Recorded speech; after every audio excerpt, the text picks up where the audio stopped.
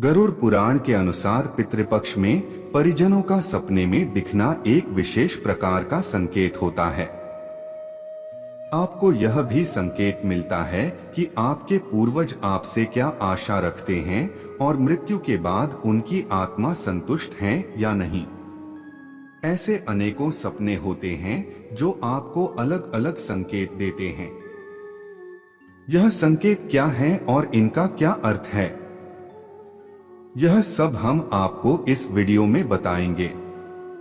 गरुड़ पुराण के अनुसार जब किसी व्यक्ति की अंतिम क्रिया विधि विधान से नहीं होती तो उस व्यक्ति की सद्गति नहीं हो पाती, इसलिए उसे अपने वंशज सपने में दिखाई देने लगते हैं। साथ ही दूसरा कारण यह भी हो सकता है कि अगर आपके पूर्वजों की कोई इच्छा पूरी नहीं होती तो भी वह सपने में दिखाई देते हैं। यदि आपके परिजन स्वस्थ अवस्था में और अपनी आयु पूरी करने के बाद स्वर्गवासी हुए हैं और सपने में बीमार या कष्ट में दिख रहे हैं तो इसका अर्थ यह हुआ कि उनकी आत्मा को शांति नहीं मिली है। सपने में आकर परिजन आपको संकेत देते हैं कि आप उनकी आत्मा की शांति के लिए कुछ करें। ऐसे में आपको ज्ञानी पंडित या अपने बड़े बुजुर्गों की राय लेनी चाहिए और तर्पण, श्राद्ध या दान आदि विधि विधान से करना चाहिए। इसके अतिरिक्त अब हम आपको बताएंगे कि वह क्या क्या संकेत है और उनके क्या क्या अर्थ व प्रभाव हो सकते हैं। अगर आपको आपके पूर्वज सपने में प्रसन्न दिखाई देते हैं तो यह एक शुभ संकेत है। इसका अर्थ है कि आपकी सभी मनोकामनाएं पूरी होने वाली है। साथ ही आपको सभी कष्टों से मुक्ति मिलने वाली है। यदि किसी जीवित व्यक्ति को आप अपने सपने में मृत देखते हैं तो शास्त्रों के अनुसार यह उस व्यक्ति की आयु बढ़ने का संकेत है। मृत परिजन आपके सिर पर प्यार से हाथ फेर रहे हैं। इस तरह का सपना आना बहुत ही शुभ माना जाता है। इस सपने का अर्थ है कि आपके पूर्वज आपसे संतुष्ट है और वह आपको आशीर्वाद दे रहे हैं।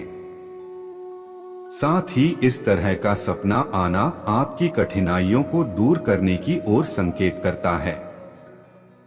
कई बार आपने सपने में देखा होगा कि आपके पूर्वज आपकी ओर हाथ बढ़ा रहे हैं, तो समझ जाएं कि वह आपके जीवन में आ रही बाधाओं और परेशानियों से दुखी हैं और वह आपके दुखों को कम करने के लिए आपकी ओर हाथ बढ़ाकर आपकी सहायता करना चाहते हैं।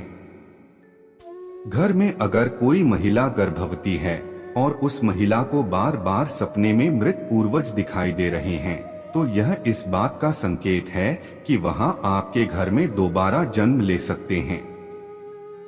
इसके अतिरिक्त अगर घर के किसी भी सदस्य को बच्चे के रूप में दिखाई दे तो इसका अर्थ है कि वह जल्द ही लौटकर आपके घर में आने वाले हैं। यदि आपको अपने पूर्वज सपने में रोते हुए दिखाई दे रहे हैं तो इसका अर्थ यह हुआ कि वह किसी तरह के कष्ट में हैं और उनकी आत्मा की शांति के लिए आपको पिंडदान या दान करना चाहिए। उपाय स्वरूप आपको यह कार्य करने चाहिए। जैसे पितृपक्ष में पितरों की शांति के लिए विधि विधान पूर्वक श्राद्ध कर्म करना चाहिए। इसके अतिरिक्त आप चाहे तो पितरों की शांति के लिए पंच बलिदान भी कर सकते हैं। इसके लिए आपको पितरों के नाम से भोजन बनाकर ब्राह्मण, कुत्ते, बिल्ली, कोये और गाय को दान करना चाहिए। गरुड़ पुराण के अनुसार गया श्राद्ध का बहुत महत्व बताया गया है। गया में जाकर श्राद्ध कराने से 100 पीढ़ियों का उद्धार होता है और पितरों की आत्मा को शांति मिलती है। यान्ति देवव्रता देवान पितृन यान्ति पितृव्रता भूतानि यान्ति भूतेज्या ज्ञान्ति मध्य जिनोपीमा।